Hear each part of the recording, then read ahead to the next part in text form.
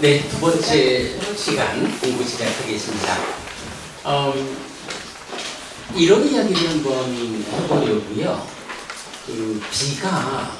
비가 억수로 쏟아졌어요. 그러면 이 비가 흘러갈 거잖아요. 이럴 때 이제 우리가 이 비를 얼만큼을 좀 거두어야겠다라고 하면 이런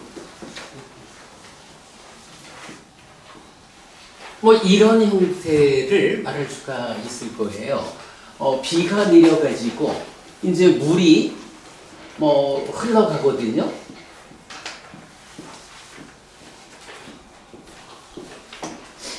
이렇게 이제 넓은 길에서 빗물이 흘러가는데 우리가 어딘가 스님새를 가지는 곳으로 이 물을 좀 모아야겠다 라고 하면 기본적으로 이러겠죠. 빗물을 모아놓을 저수지가 있을 거고요. 그러면 이 저수지로 들어오는 요즘 말로 하면 파이프가 있겠지 파이프를 입구에 설치하죠. 그리고 이 파이프 앞에는 또 그냥 파이프만 쭉 빼놓지 않잖아요. 요거를 홈통이라고 말을 하든가 그 파이프의 그 시작하는 부분에는 이렇게 좀 넓게 펼쳐 놓잖아요. 요런 형태로 빗물이 흘러 들어오면 이제 여기에 빗물이 모이는 거예요. 이런 그 홈통 바깥쪽으로 흘러가는 거는 그냥 흘러가 버리고 말겠지요. 요런 기준을 하나 놓고 이제 보면은 때때로 부처님이 제자분들한테 어떤 질문을 하세요. 이러이러한 것은 어떻게 생각하느냐? 라고 질문을 하시면, 그거 바로 이제 다음 페이지가 되나? 이렇게 글 써진 거 있거든요. 이걸 제가 어떻게 인쇄를 하면서 페이지를 안 매겨놔가지고, 좀 불편드려 미안합니다만은. 자, 그 이제 보면, 도관이라고 하는 게 있어요. 도관, 파이프죠. 그래서 부처님이 그대들이 이런 주제를 어떻게 생각하느냐 라고 질문을 하실 때 때때로 잘 모르는 주제에 대해서 이제 제자분들이 대답하는 게 이렇게 나와요. 대덕이시여, 그러니까 부처님. 참으로 법들은 세존을 뿌리로 하고 세존을 도관으로 하고 세존을 의지합니다. 대덕이시여, 이 말씀의 의미를 세존께서 분명히 해주시면 참으로 감사하겠습니다. 비구들은 세존에게서 듣고서 받아들일 것입니다. 비구들이여, 그렇다면 듣고 잘 사고하라. 나는 설하겠다. 알겠습니다, 대덕이시여 라고 그 비구들은 세존에게 대답했다. 요런 표현이 경에서 굉장히 많이 나타나거든요.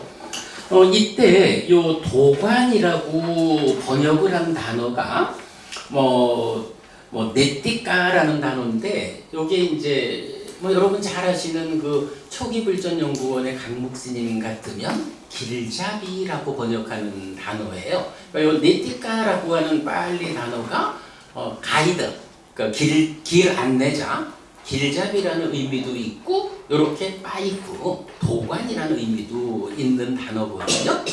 그래서 이제 저는 길잡이, 길 안내자라는 의미보다 좀 더 강하게 이 부처님과의 대화하는 문장을 좀 해석해 보면 좋겠다라고 해서 네티카라는 단어를 이제 파이프, 도관 이렇게 번역을 한 거예요.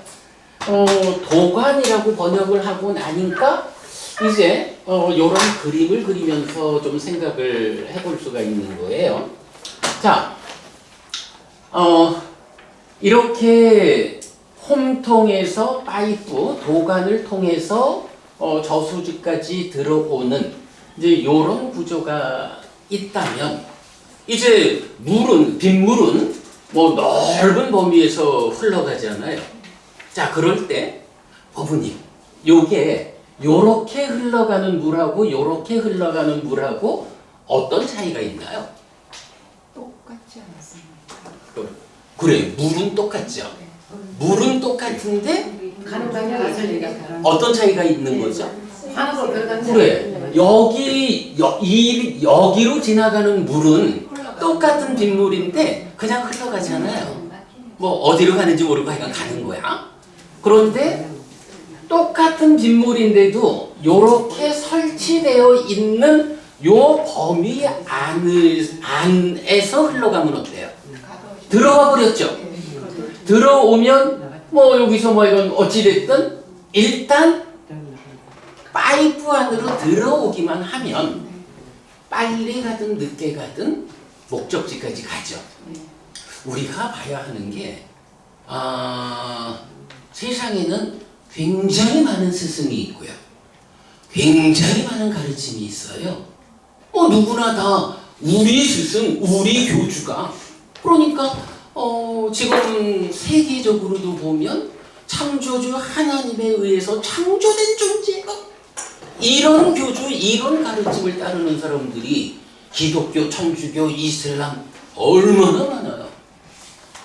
다 제각각의 그 가르침을 설하고 있거든요. 그런데 이제 부처님이라는 스승이 있어요. 불교의 우리의 교주시죠. 부처님이라는 스승께서 열반이라고 하는 열반 뭔가요? 이게 열반이란 말은 의미가 괴로움, 제로, 행복, 백의 상태가 실현된 열반이라고 하는 말 우리가 뭐 다 알지만 가장 행복한 상태잖아요. 그 행복함에서 괴로움의 측면에 있는 것이 0.000001만 있어도 열반이 아니에요. 열반은 내가 세상을 만나는 이야기, 나의 삶에서 나에게서 비롯되는 괴로움이든 관계에서 비롯되는 괴로움이든 몸에서 생겨나는 괴로움이든 마음에서 생겨나는 괴로움이든 일단은 괴로움이라고 하는 것은 하나도 남아있지 않을 때 그거를 열반 이렇게 표현을 해요. 뭐 이렇게 말하면 조금 애매함은 있죠. 사실 아라한으로 살아있을 때는 뭐 몸에서 비롯되는 건 좀 남아있지만 그러나 이제 그러한 아라한의 삶도 부처님 몸이 무너져 죽은 뒤에 부처님은 몸으로 가지 않잖아요. 몸으로 가지 않음으로써 몸에 속한 괴로움까지 완전히 해소된 어쨌든 그래서 이렇게 개념적으로 괴로움 제로 행복 100이라고 하는 이런 열반이라는 저수지가 있는 거예요. 그러면 열반을 실현하자, 행복하자 라고 한다면 이제 뭐가 필요하나요? 우리가 다 같이 전생에 어떤 업을 지어가지고 금생에 인간의 몸으로 태어났어요. 인간의 몸으로 태어난 70억, 80억의 인구들이 있잖아요. 그 중에 어떤 사람들만, 정말 어떤 사람들만 열반으로 흘러가는 이런 파이프 안으로 들어오게 된 거예요. 그러면 요 파이프 안으로 들어왔다 하는 것이 의미하는 건 뭐예요? 이제 나는 좀 빨리 갈 수도 있고 좀 느리게 갈 수도 있지만 부처님이 이끄는 열반을 실현할 수 있는 가능성의 영역에 들어왔다. 요걸 말할 수가 있죠. 네. 이렇게 우리가 첫 번째로 열반으로 향하는 부처님 가르침의 그 범주 안에 들어섰다 라는 요거를 지난주에 제가 뭐니 해도 지혜로서 삶의 방향성을 확보해야 된다 이런 말씀 드렸잖아요. 자, 그래서 보면은 이제 그 경에서 그런 표현을 해요. 눈먼 자들의 행진.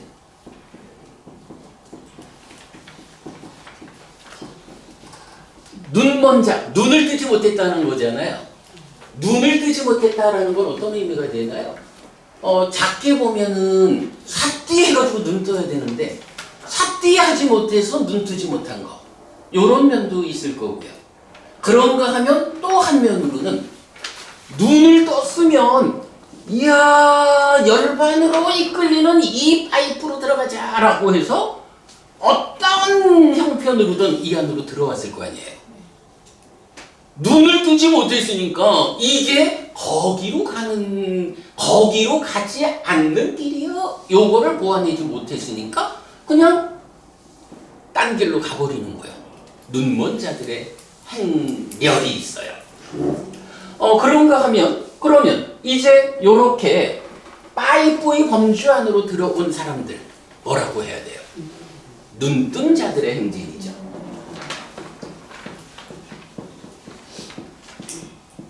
눈뜬 자들의 행렬. 요렇게 이제 구분해서 볼 수가 있거든요. 자, 그러면 이제는 뭐 사실은 우리가 지금 여기 같이 있다라고 하는 게 눈뜬 자들의 행렬에 이미 들어와 있는 거예요. 천만다행인데 사실 뭐 그렇다고 우리만 생각할 수 있나요? 세상에 그 많은 사람들, 우리한테 소중한 그 많은 사람들이 계속 눈 감고 가게 버려두면 안 되잖아요. 눈뜬 자의 행렬에 들어올 수 있도록 이끌어줘야 한다고요. 자, 그럴 때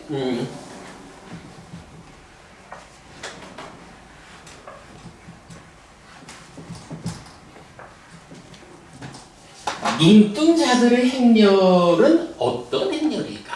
라고 할 때 사실은 이제 이게 자 지난주에 제가 그 얘기 했죠. 보아야겠다. 보려고 하면 뭐가 필요하지? 눈이 있는데 눈을 감아도 보지 못하고 스위치를 내려서 빛이 없어도 깜깜해져도 보지 못한다. 그래서 빛경이라는 경에 의하면 세상에서 빛을 비추는 것은 지혜고 눈을 뜨는 것은 사띠다. 요 경 소개해드렸잖아요. 그러면서 이 눈뜬 자들의 행렬이라는 것이 일단 깜깜하면 길 못 찾아오잖아요. 그래서 지혜로서 빛을 비춰가지고 열반이라는 저수지로 가는 그 파이프 안으로 들어가자. 이렇게 오는 게 첫 단계죠. 자, 그럴 때 제가 지난주에 이렇게 눈뜬 자들의 행렬을 두 가지로, 그러니까 누가 눈뜬 자고 누가 눈 뜨지 못한 자냐 하는 것을 두 가지로 설명했거든요. 그게 뭐냐 하면 첫째는 존재성이라는 측면, 나는 누구인가? 뭐 이런 존재성의 측면에서 세상의 모든 스승들은 다 아드만이라고 하는 변치 않는 존재성, 참나라고 불리는 아드만이라는 거를 말한다고요. 요거 아라고 번역했죠. 그런데 부처님은 어떻게 말해요? 있는 것은 모두 아가 아니다, 아는 없다 라고 해서 무아 또는 뭐 비아라고 표현을 해도 되죠. 이렇게 있는 것은 모두 무아다, 아트만이라고 하는 변치 않는 존재성, 이런 것 없다. 요렇게 보는 것이 이 열반으로 가는 파이프에 들어오는 첫 번째 시각이에요.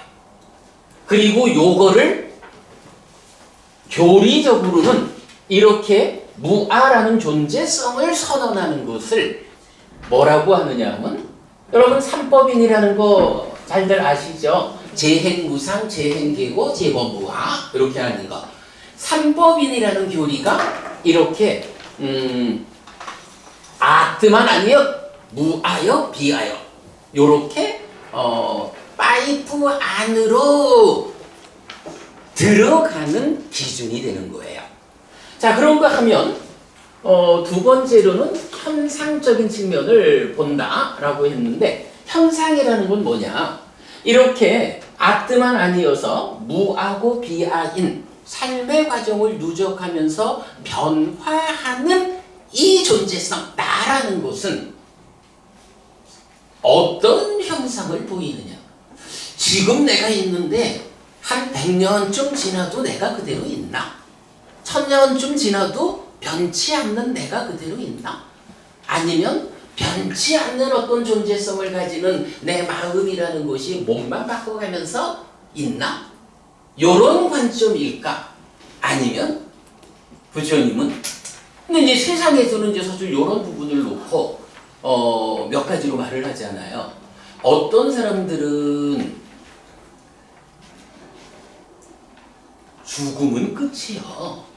마음이라는 것이 몸에서 생겨나는 거기 때문에 한 100년 살다가 몸이 무너져서 죽으면 마음도 소멸하고 마는 거예요. 요렇게 윤회 없다라고 말하는 것을 단견 또는 단멸론 그렇게 표현을 해요. 그런가 하면 또 어떤 스승은 아니야, 마음이라는 거는 몸에서 생겨나는 게 아니요. 몸이 죽어도 몸 따라 소멸하지 않고 새로운 몸과 만나가지고 또 다음 세상을 살아가. 이렇게 죽으면 또 태어난다라고 윤회를 말하는 스승들이 있어요. 그래서 단견과 반대되는 걸로 윤회를 말하는데 이런 윤회 가운데는 이제 또 그 상견이냐 연기냐 이런 부분이 있는데 요 부분은 우리 더 공부가 필요하니까 일단 넘어가고 어쨌든 삼법인에 의해서 참된 존재성의 아뜨만 아니고 무아야. 그러면서 이렇게 무아인 내 마음이 몸이 무너져 죽은 뒤에 몸 따라 소멸하지 않고 또 새로운 몸을 만나서 삶을 이어가. 이렇게 말하는 게 윤회란 말이죠. 그래서 현상적으로는 윤회라는 것을 보아야 해요. 그래서 이제 요 윤회와 관련해서 지난주에 제가 원초적 바른 견해라고 해서 세 가지 설명해 드렸죠. 부처님이 디가니카야 23번 빠야시경을 통해서 저 세상은 있다. 저 세상에 있으니 또 태어나는 거다. 이거 부처님한테 이 세상이 있나요? 이렇게 묻는 거는 참 바보짓이다. 그 얘기를 했죠. 저 세상에 있으니까 태어나는 거야. 죽음은 끝이 아니라 또 윤회에서 태어나. 그런데 화생하는 중생이 있어. 태란습화 중에 태란습 세 가지는 인간과 짐승이고 우리 눈에 보이지 않는 지옥과 아기와 천상이라고 하는 화생하는 중생이 있기 때문에 지옥, 축생, 아귀, 인간, 천상이라는 5갈래의 영역에서 우리가 또 태어나게 되어 있어. 그런데 그렇게 저 세상이 있고 화생하는 중생이 있어서 5갈래 중에 어딘가 태어나야 한다면 지옥 갈 수는 없죠. 지옥 가면 안 되고 하늘에 태어나야 되는데 그러면 어떤 방법으로 지옥을 피하고 하늘에 태어날 거예요? 여기에 대해서 부처님 답이 뭐예요? 업에는 과와 무가 다른다 라고 해서 내가 지옥으로 이끄는 힘을 가지는 10악업을 행하면 지옥으로 가는 거고 하늘로 이끄는 힘을 가지는 10선업을 행하면은 하늘로 이끌려 가는 거예요. 이렇게 어떤 업을 짓느냐에 따라서 내 태어남의 자리가 결정된다. 그래서 10악업은 피하고 10선업을 적극 실천하자. 이런 이야기 했고 그런 부분을 또 경은 한마디로 뭐라고 말하냐 하면 나라는 존재, 중생을 뭐라고 말해야 하느냐? 업을 잇는 자. 이런 표현을 써요. 업을 잇는 자. 내가 어떤 업을 지었느냐에 따라서 업 지은 자인 내가 그 업의 결과를 이어가면서 달라져. 지옥 가는 업을 지은 자는 어떻게 된다고요? 지옥 가는 업을 이어가지고 지옥 가는 거예요. 선업을 지은 자는 하늘로 이끌리는 그 업을 이어가지고 하늘에 태어나는 거예요. 이렇게 업을 잇는 자, 이런 이제 표현이 나와요. 그래서 이제 이렇게 요런 이야기들에 의해서 그 무아인 내가 현상적으로 윤회를 한다. 그리고 이렇게 윤회한다고 말하는 교리는 무엇인가? 라고 하면 이게 연기, 뭐 12연기 이렇게 말하는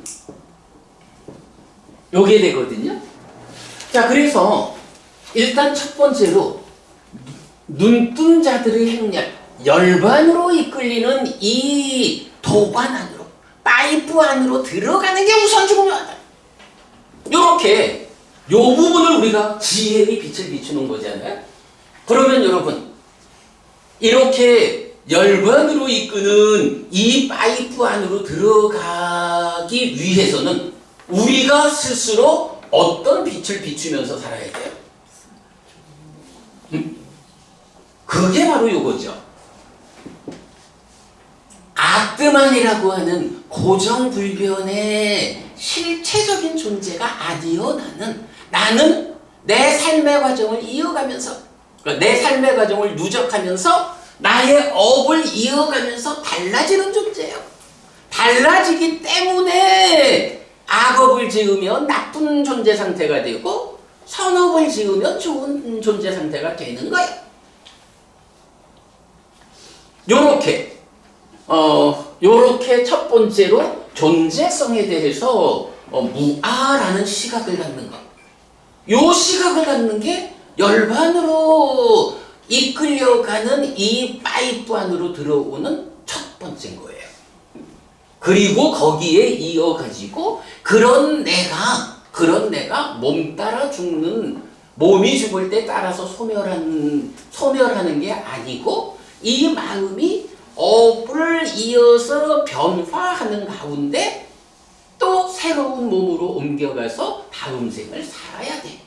이렇게 윤회한다라는 요런 시각을 두 번째로 가지는 것. 바로 이렇게 무아라는 시각, 윤회라는 시각. 요 두 가지 시각이 부처님이 이끄는 열반이라는 이러한 저수지로 들어가는 도관에, 거기로 이끄는 도관으로 내가 들어가는 게 된다고요. 요렇게 무아와 연기라는 두 가지 시각을 분명히 함으로써 눈뜬 자들의 행렬에 들어서 가지고 부처님의 결과로 함께 가는 요런 것을 지혜라고 하고, 그런가 하면 우리 또 자등명, 법등명 이랬죠? 자등명은 스스로 빛을 비추는 거고, 법등명은 법으로서, 가르침으로서 등불을 삼는 거잖아요.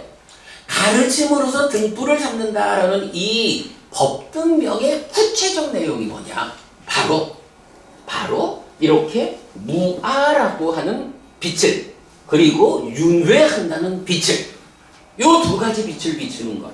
그래서 우리가 살아가면서 지난주에도 회장님하고 그 얘기를 여러 번 했죠. 그 죽음은 끝인데 윤회하지 않는데 공덕 지을 이유가 있나요? 오기를 지킬 이유가 있나요? 이런 거. 그게 뭐냐 하면 바로 전혀 엉뚱한 시각을 가지고 세상을 살아가면 이렇게 부처님이 이끄는 이런 도관 안으로 들어가지 못한, 그저 눈먼 자들의 행렬에 속해가지고 어디로 가는지 모르게 끝없이 가버리는 요런 삶이 된다는 거죠. 자, 그래서 일단 우리가 첫 번째로 보아야 하는 것은 이렇게 눈뜬 자들의 행렬에 들어간다. 지혜의 빛을 비춰야 된다. 법등명, 법으로서 등불을 삼아야 한다. 그 구체적인 내용이 무엇이다? 무아라는 가르침 3법인, 윤회라는 가르침 연기. 불교에서 이 두 가지가 가장 근본이잖아요. 그래서 하여간 요 두 가지로 내가 눈뜬 자들 성자들이 행렬 안에 들어서서 이제 행렬 안에 들어섰기 때문에 따라만 가면 좀 늦게 갈지 몰라도 나는 가는 거야. 가장 중요한 게 그래서 지혜예요. 지혜에 의해서 무아, 연기 이런 빛을 비추면서 이 눈뜬 자들의 행렬 안에서 함께 걸어가는 것. 네, 요게 이제 도관이 가지는 의미고요. 자, 그런가 하면 이제 여기에 이제 도관에 들어섰으면 이 들어선 상태에서 이제 가야 되잖아요. 가야 되는데 이것도 또 이제 생각해 보면 만약에 도관 안으로는 들어왔는데 어떻게 선자리가 요 구석중으로 흘러 들어왔어? 그러면 요거 어떻게 돼요? 요 자리에서 계속 소용돌이 치면서 뺑뺑뺑뺑 돈다고. 들어는 왔는데 언제 소용돌이에서 나와가지고 열반으로 흘러 들어갈지 모르잖아요. 그러면 도관 안에 들어왔다라는 거하고 또 다른 측면에서 내가 목적지로 나아가기 위한 걸음이 있어야 된다고요. 걸어가야 되잖아요. 자, 이 걸어가는 것을 우리가 뭐라고 할 수 있겠어요? 자, 우선 무아 삼법인 윤회 연기에 의해 가지고 부처님의 도관 파이프 안으로 들어왔어.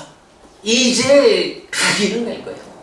이런 상태에서 어떻게 내가 뒤처지지 않고 빠르게 이 길을 갈까? 요거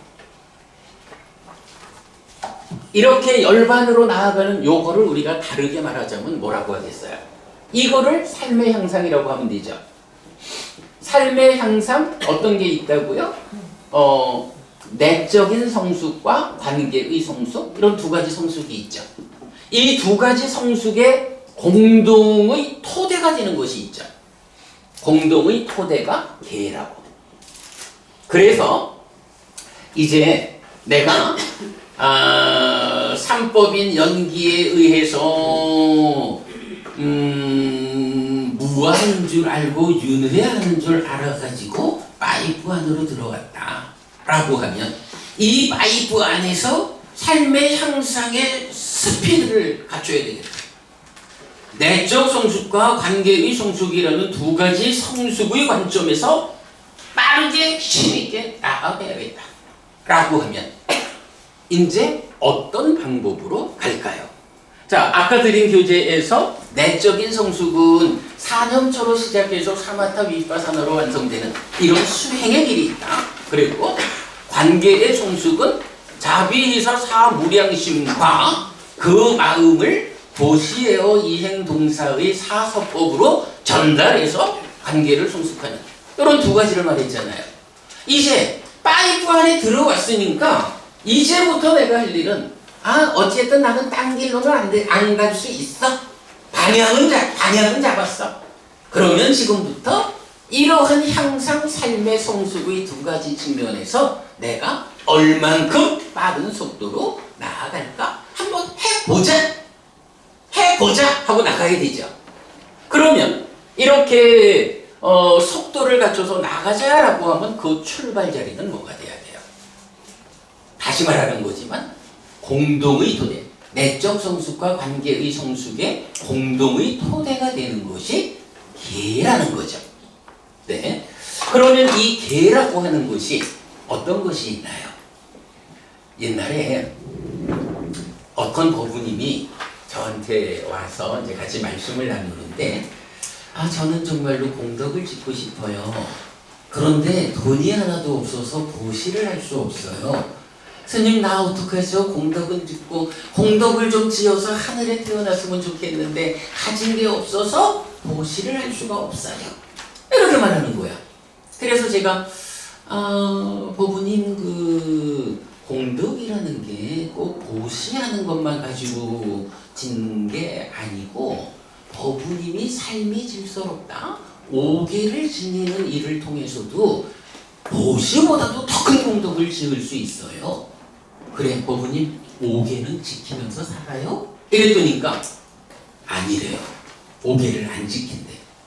여러분 중에 혹시 오개 잘 지키는 분, 오개를 안 지키는 분.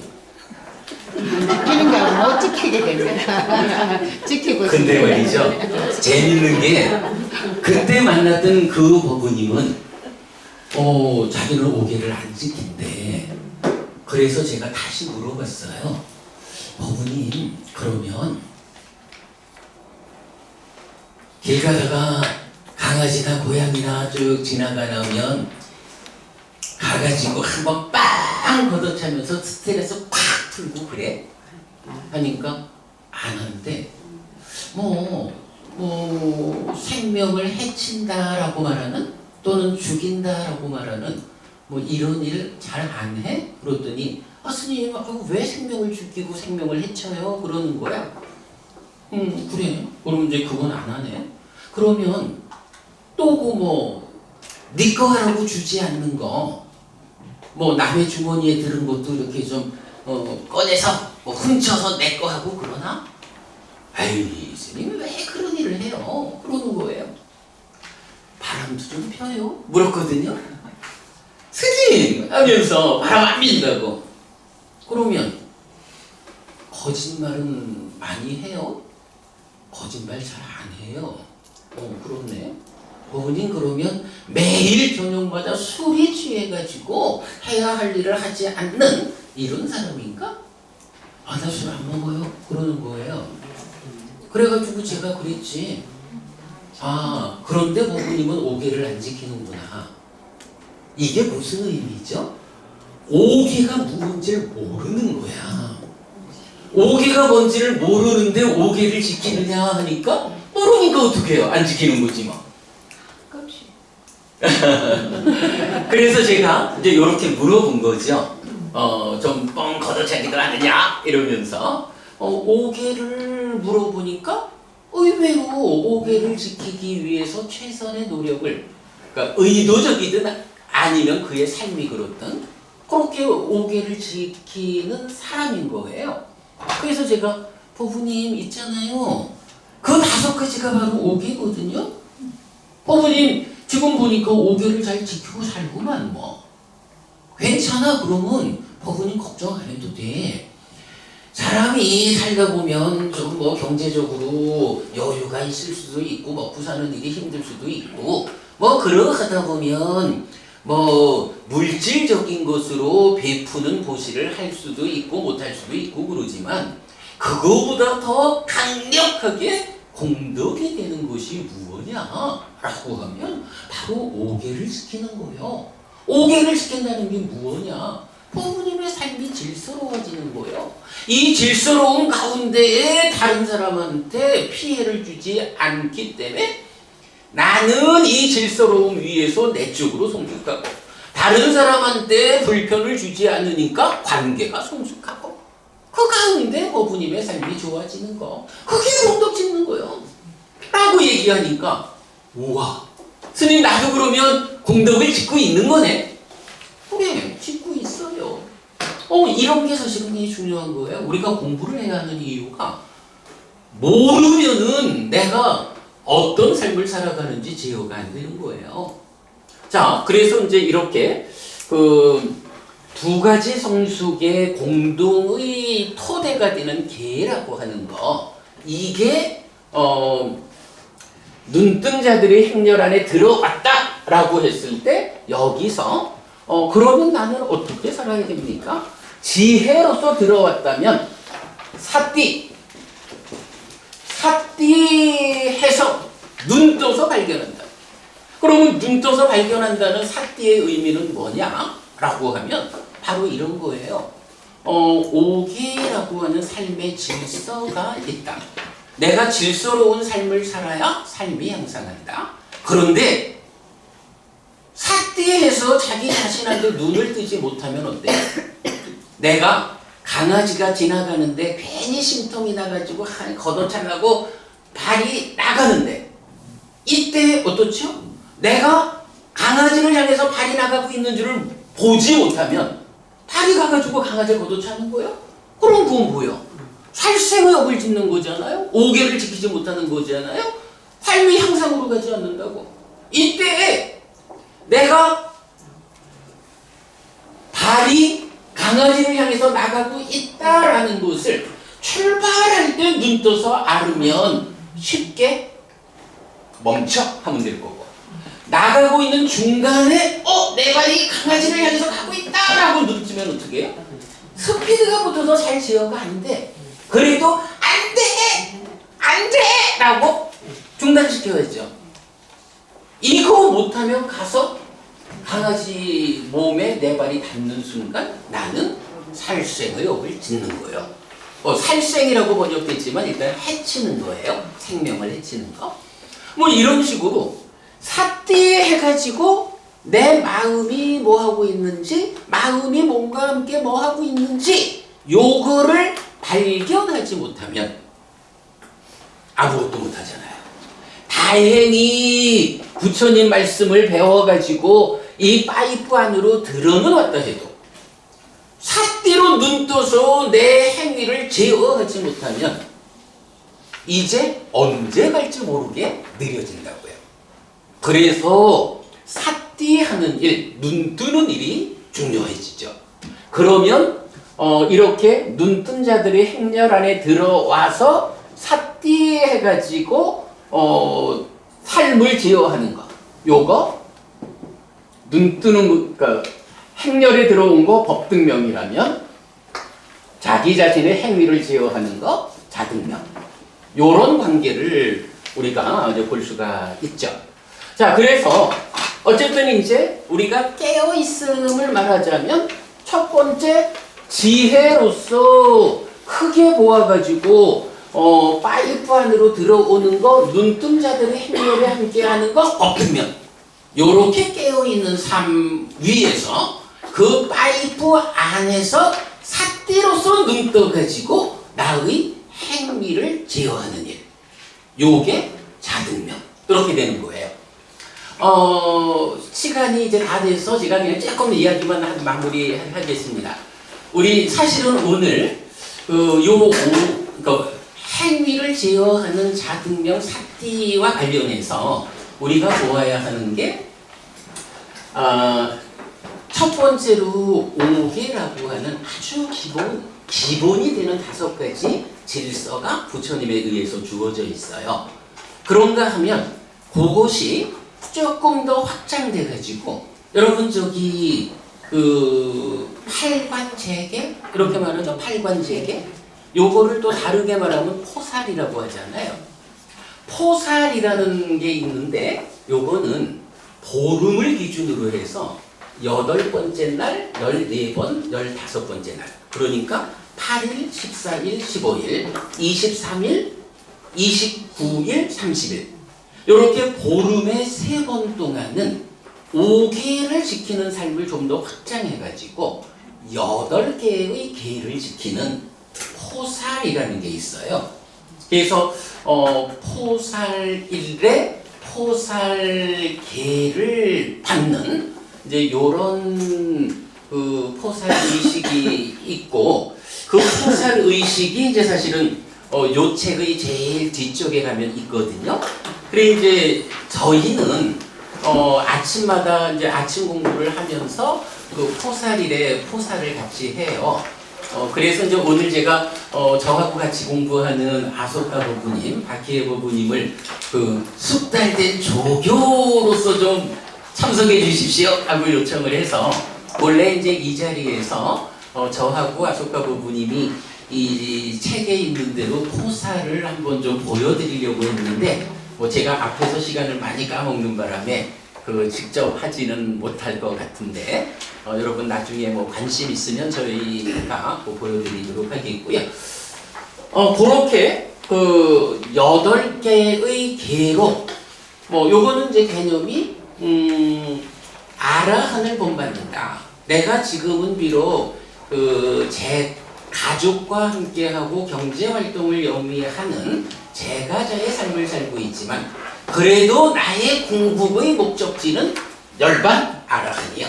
아라한을 본받기 위해서 나는 보름에 3일간은 이렇게 포살 8개를 지키는 사람이 될 거야. 이렇게 되는 거고요. 자, 그리고 나면 이제 그 부분이 조금 더 확장이 되면 이제 그 10가지 업으로 나타나요. 지난주에 제가 그 업에 대한 이야기 10업, 10악업, 10선업 요 부분을 좀 이제 오늘 설명드리겠다 했는데 이 책에 다 정의가 나와 있는데 시간 관계상 요거 잠깐 보면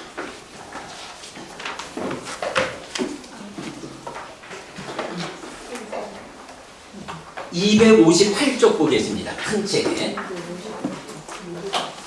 258쪽. 좀 책이 없으면 옆에 같이들 보시고요.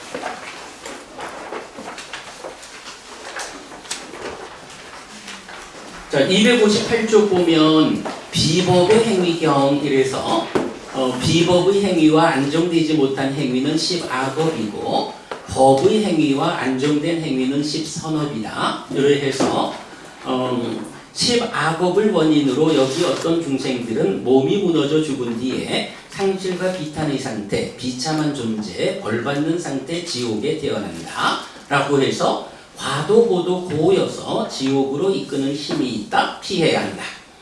10선업을 원인으로 여기 어떤 중생들은 몸이 무너져 죽은 뒤에 좋은 곳 하늘 세상에 태어난다. 과도보도 락이어서 하늘로 이끄는 힘이 있다. 적극 행해야 한다. 그래서 10악업 10선업 구분했는데 요 경을 여러분 직접 보시면 살수행, 투도, 사음, 망어, 양설, 악부, 기어, 간탐진의 사견 요 10가지 악업이 구체적으로 무엇인지를 이 경에서 정의해주고 있어요. 제가 이제 요거를 시간을 가지고 설명하면 여러분 좀 더 이해하기는 쉽겠지만 시간 관계상 이렇게 책 보시면 되고요. 자, 좀 전에 그 포살 이야기도 했잖아요. 포살과 관련해서는 447페이지가 보겠습니다.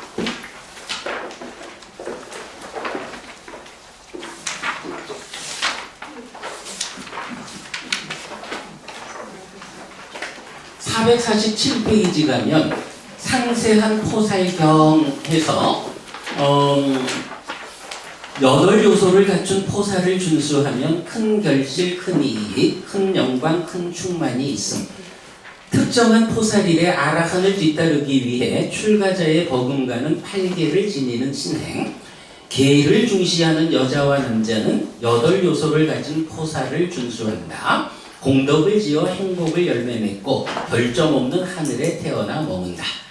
인간의 왕권은 신의 행복과 견주면 하잘 것 없음. 하늘의 수명, 행복하게 오래 사는 하늘의 삶. 요래 해서 이 경에서 8가지 포살을 어떻게 하는 건지를 상세히 말하고 이렇게 포살을 지키면 이제 하늘에 태어난다라고 알려주는데요. 이 경은 또 좀 재밌는 게 하늘에 태어나면 수명이 얼마나 되는지를 설명을 해요.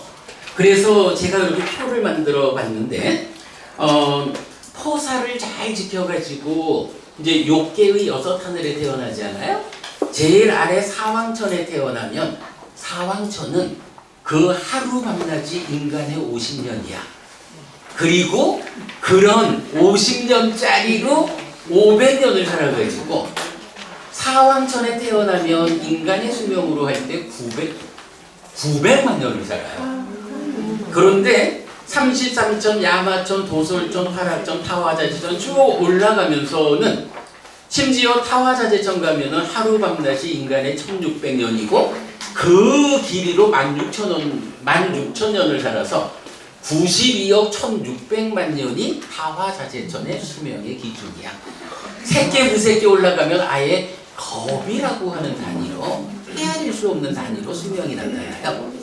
요런 건 지금 뭘 말하냐면 우리가 늘 부처님 공부를 따라가는 이 힘으로 살아서 행복하고 죽어서 하늘에 태어날 것이다. 이렇게 말하잖아요. 그럴 때 인간의 행복과는 견줄 수 없는 커다란 행복으로 그 하늘에서 얼마나 오래 사느냐. 하늘이라는 세상이 얼마나 좋으냐. 요걸 말해주는 거예요. 우리가 살면서 느끼는 행복과 견줄 수 없는 하늘의 행복으로 이렇게 오랜 세월을 그 행복을 누리며 산다. 그러면 우리가 하늘에 태어나야 하지 않을 이유가 없죠. 그런 내용을 이제 요 경에서 보여주고 있고, 또 이제 좀 뒤로 가보면요. 527쪽에 가면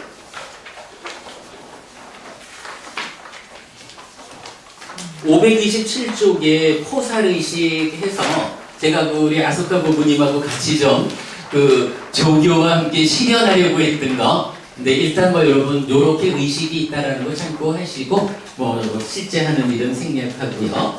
그 다음에 몇 장 더 넘기면 이 책은 또 재미있게 제가 533쪽에 가면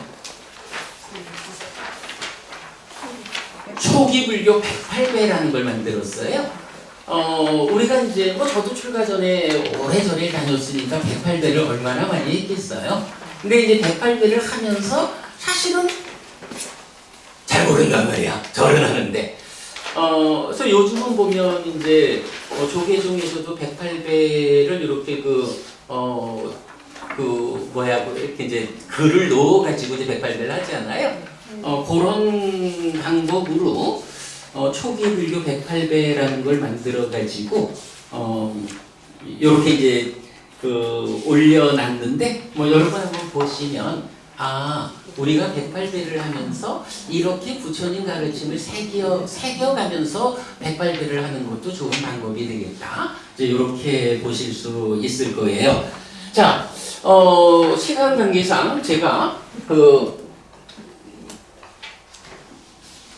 파이프 안에 들어와서 얼마나 빠른 속도로 목적지를 향해서 가느냐 하는 것이 사띠와 자등명 이렇게 표현했고, 그것이 삶의 제어 계라는 토대 위에서 이어진다. 그럴 때 계라는 것이 기본적으로 누구나 5계를 지니고, 또 포살일날 포살 8계를 지키고, 그리고 10악업을 피하고 10선업을 실천하는 삶.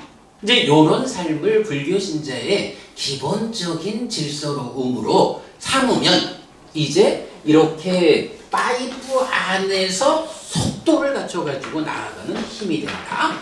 이런 이야기를 이제 하나 하고요. 자, 그런가 하면 이렇게 삶이 계에 의해서 그러니까 행위가 제어가 되면, 행위가 제어됐다. 5계를 지킨다. 포살 8계를 지킨다. 10선업을 실천한다. 라고 하는 그런 것은 이제 하나의 개념으로 연결이 돼요. 뭐냐 하면 여기서 이게 공덕이라는 말이 달리 말하면 복이 돼요. 빨리어로 뿐냐라는 단어가 있어요. 여러분, 제가 뿐냐 디파 제 이름자인데 요 뿐냐를 중국에서 번역하면서 공덕이라고도 번역했고 복이라고도 번역을 했어요.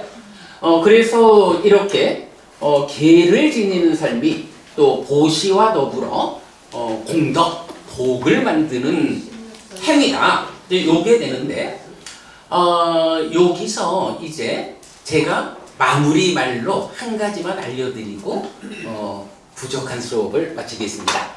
자, 공덕, 복이라는 게 있잖아요. 여러분 절에 가시면 다 스님들이 공덕행, 공덕을 많이 지어야 한다 말씀을 하시잖아요.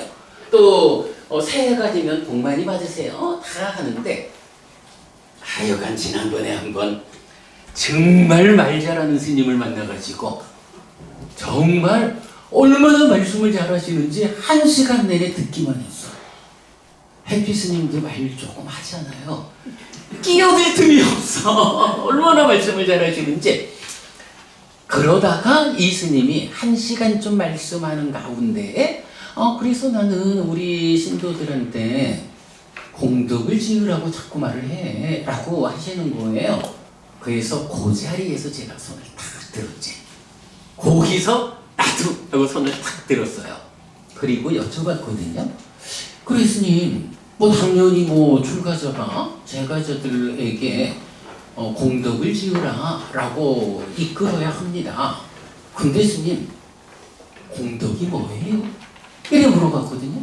회장님, 우리가 다 공덕 지어야 되는 줄 알잖아요. 공덕이 무엇입니까? 라고 물으면 무언가 설명은 하겠지 뭐. 그 공덕 지어가지고 하늘에 가는 거고 뭐 어디 말을 하겠지만, 공덕이 무엇이다 라고 직접적으로 말하기가 어렵다고요. 그 스님도 마찬가지지. 그렇게 말씀을 잘하시는데 우리 신도들을 다 공덕 지으라고 이끈다 라고 말씀을 하시는데, 공덕이 뭔가요? 라고 물으니까 말문이 막혔죠. 해피 스님은 압니까? 그래요. 그래서 제가 나는 압니다 라고. 근데요 여러분, 이게 살다 보면 느끼는 거지만 아는 게 힘이잖아요. 더구나 우리가 불교 신자로 살아가면서 부처님 가르침을 안다라는 거는요 정말로 큰 힘이거든요. 그 말 잘하고 저보다 몇십 년 선배되는 스님이 1시간을 말씀을 하시다가는 내가 한마디 공덕이 뭔가요? 나는 모르는데 해피 스님은 아시는가? 나는 압니다 하고 딱 했죠. 말해봐요. 그래서 제가 설명을 드렸어요. 니카야에 나오는 공덕이란 용어의 모든 용례를 찾아가지고 정리한, 제가 오늘 책 2번 드렸지만 또 다른 책도 있어요. 불교 입문일 소유라고 해서 그야말로 제가자들의 신행 교과서다 라고 말하는 책이 있는데, 공덕에 대한 이야기를 싹 모아서 정리를 해봤어요. 공덕을 3가지로 정리할 수 있더라고요. 첫째는, 공덕은 행복을 가져오는 거예요. 자, 우리가 악업을 지으면 괴로움이 생기고 선업을 지으면 행복이 생기잖아요. 그 행복이라는 게 업을 지으면 곧바로 생기는 게 아닌 거야. 병에 의하면 업을 지으면 그 업이 어떤 업이냐에 따라서 공덕과 행위를 매개하는 것이 있는데, 그게 행복과 행위를 매개하는 것이 있는데, 그게 바로 공덕이라고 나와요. 그러니까 나의 행위가 공덕을 만들어내지 못하면 행복으로 연결되지 않는 거야. 자, 그래서 공덕이 무엇입니까? 1번, 행복을 가져오는 것입니다. 그리고 이어서 2번째, 여러분 저기 공술의 공수법, 법은님 공술의 공수법 맞죠? 근데 그거 진짜 맞나요? 빈손으로 가는 거 아닌가요? 법은님은 빈손으로 오셨어요? 네. 그 빈손으로 가실 거예요? 네. 나는 그거 동의가 잘 안 돼. 왜냐하면 의미는 가져간다. 그래, 그 말이잖아요. 아니, 나는 누구냐라고 하면 나는 기본적으로 몸과 마음이 함께한 거예요. 공술의 공수거라고 하면 물질의 영역, 몸에 속한 물질의 영역에서만 말을 하자면 물질적인 거는 하나도 안 가지고 와서 하나도 안 가지고 가죠. 그런데 나라는 존재는 몸보다도 훨씬 더 나의 정체성을 유지하는 마음이 있잖아. 그리고 심지어는 이렇게 몸과 마음이면서 또 오온, 나는 누구냐? 부처님 오치원이다 이렇게 알려주잖아요. 그러면 색수상행식이라는 5가지 요소가 나를 구성하는 거예요. 이 중에 공술의 공수거라고 말할 수 있는 물질은 따지자면 5분의 1뿐이야. 불교 신자는 공술의 공수거라고 말하면 안 돼요. 여러분들이 다 답을 알고 계시는 거잖아요. 공덕이라는 것의 2번째 정의가 뭐냐 하면 죽을 때 가져가는 거. 이렇게 나와요. 여기가 경전에 나오는 표현이에요. 자, 그러면 이렇게 행복을 가져오는 것이면서 죽을 때 가져가는 거거든. 그러면 가져가서 어디다 쓰죠? 회장님, 공덕 지어가지고 죽을 때 가져가잖아요. 그거 갖고 가서 어디다 쓸 거야? 윤회로 응? 경에서 지금 하시는 말씀을 경은 뭐라고 말하냐 하면 저 세상의 버팀목이 된다. 이런 표현을 써요. 자, 저 세상의 버팀목이라는 걸 제가 기가 막히게 설명을 해봤어. 우리가 죽으면 몸은 버려지고 마음은 또 태어나잖아요. 우리가 태어나는 중생들의 세상을 보통 고해, 괴로움의 바다 이렇게 말하죠. 죽으면 또다시 고해, 괴로움의 바다에 떨어진다고. 그런데 죽었다, 태어났다, 괴로움의 바다에 떨어졌다. 이럴 때 어떤 사람은요, 그야말로 바다에 풍덩 떨어지는 거야. 바닷물 속에 풍덩 떨어지면 어떻게 돼요? 그 바닷물 속에서 물에 빠져 죽지 않으려고 지푸레기라도 있으면 붙잡으려고 하는, 지푸레기라도 있어라, 나 좀 붙잡고 물에 빠져 죽지 않게, 이런 삶을 살아야 되잖아.